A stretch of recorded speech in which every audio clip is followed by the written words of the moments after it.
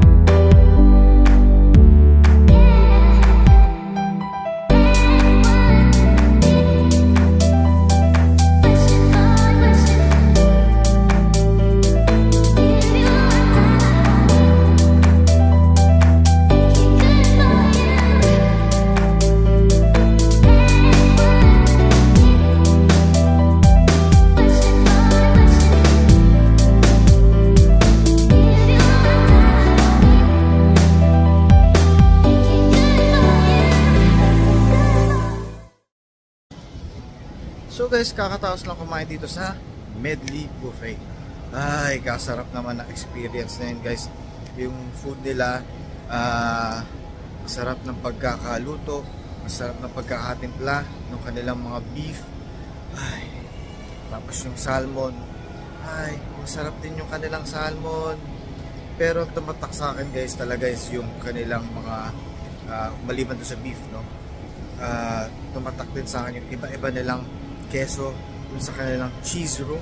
Okay, hindi ko na mabanggit at maisa-isa sa inyo dahil sa sobrang dami nun. Pero kung mahilig kayo sa cheese, maraming variety doon ng cheese na inyong magugustuhan mula sa solid na cheese at yung medyo soft na cheese, meron sila.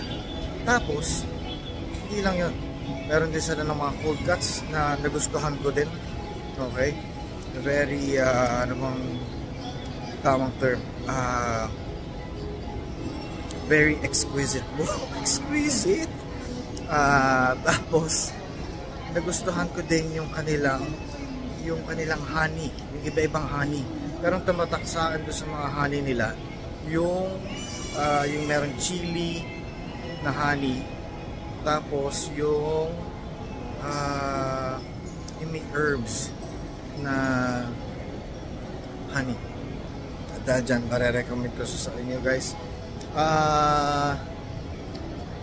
Bibigay ko yung details kung magkano per head, tapos yung kanilang availability per day. Okay, Monday to Friday, Saturday to Sunday, ganun. Ilalagay ko na lang sa description below, okay? Para inyong mapuntahan at experience din itong medley buffet dito sa Okada. At dyan, see you in the next vlog guys.